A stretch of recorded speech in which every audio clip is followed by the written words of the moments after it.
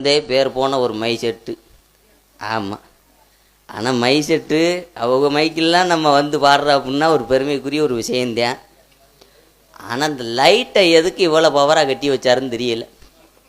நான் உள்ள 2 வந்த வச்சதுக்கும் இவர் இங்கே 7-8 லைட்டை கட்டினதுக்கும் எனக்கு எரிச்ச மசிராத்தியாக இருக்குது. என்னத்தை சொல்கிறது, பொண்ணா பிறந்ததுக்கு குன்னத்தூரில் மண்ணாக பிறந்திருக்கலாம். 4 பேர் நீ சிரிக்கிறியா இல்லை கேள்வி ஒன்றியா நீ? மண்ணும் பொண்ணுதான். ஆமாம், உனக்கு லேசாக நோக்கம் இருக்கும் போல. என்னை பார்த்தது இன்னும் வரக்கூடாது. ஆனால் ஆண்டவா ஆண்டவா இந்த 1/2 மணி நேரம். ஆனால் உண்மையிலேயே பொம்பளை ஆளுகள்லாம் ரொம்ப சிரமந்தான். இந்த 1/2 மணி நேரம் இந்த மசிரை சேலையை கட்டிட்டு வர்றதுக்கு இவ்வளோ எரிச்ச மசிரா இருக்கே. வருஷம் பூரா கட்டிக்கிட்டு தர்றாங்க, பாவந்தான்.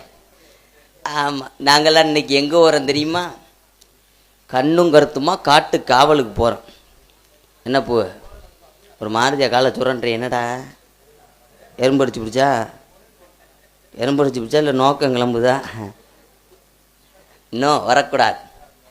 நான் வந்துட்டேன், என் தோழிமா வந்திருப்பா. இன்னும் எங்கள் அம்மா வள்ளியம்மாவை கூப்பிடணும். வள்ளியம்மா வந்தாத்தான் இடம் சிறப்பாக இருக்கும். அதுக்கு முன்னாடி தோழி பிள்ளையை கூப்பிடுவான். அடியே தோழிமா, அடியே அடி தோழி புள்ள. எப்படி பார்த்தியார? நானே உங்களை மாதிரி டியூன் போகிறேன் பார்த்தீங்களா? ஆமாம், வாயில தானே எல்லாம் தான் நான் செஞ்சுக்கிட்டு இருக்கேன். அடியே அடியே அடியே தோழிமா. தோழிமாண்டே எனக்கு வேற மாதிரி கேட்டுச்சு. உனக்கு காதுல இதோ கரைச்சிக்கிட்டு விட்டுறேன். நீ வந்துட்ட, நான் வந்துட்டேன். இவ்வளவு நேரம் என்ன பண்ணீங்க? வைக்கிறத வைக்கணும், எடுக்கிறத எடுக்கணும், சொருகிறத சொருகணும். என்னத்த எல்லாமே தான். எவ்வளவு வேதனை தெரியுமா உனக்கா? ஆமாடி, பார்த்தா அப்படிலாம் தெரியல. என்ன காரணம்னு கேளு. என்ன காரணம்? எனக்கு நடந்தது மாதிரி எந்த பொம்பளைக்கு நடக்கக்கூடாது. அப்படி என்ன நடந்துச்சு? சிரிக்காத சிரிக்காத. அழுகுறேன் எடுவிட்ட முட்டை. அழுகாம பேசுறீ 3 மாசம் முட்டை.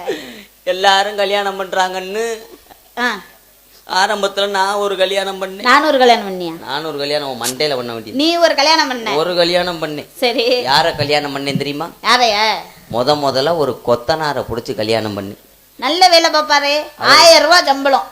அவர் தான் கம்பும் பெருதா வச்சிருப்பாரு. மட்டை கம்பு நல்லா புடிச்சுக்கிட்டு இதுலயே தேப்பாரு. எதுல? மணியரசு பழையிட்ட. சரி, இன்னைக்கு கொத்தனார் சம்பளம் 1000 ரூபாய். என்ன 1500 ரூபாய்? 1500 ரூபாய் வரைக்கும் போயிருச்சு. எப்படினாலும் நம்மள குடும்பத்துல வச்சு கட்டி காப்பாத்திடுவார் நினைச்சு அவரை கல்யாணம் பண்ணிட்டேன். சரி, கல்யாணம் பண்ணி முதலிரவு போயில ராத்திரி ஒரு 10 மணி இருக்கும். நிறைய சொம்பு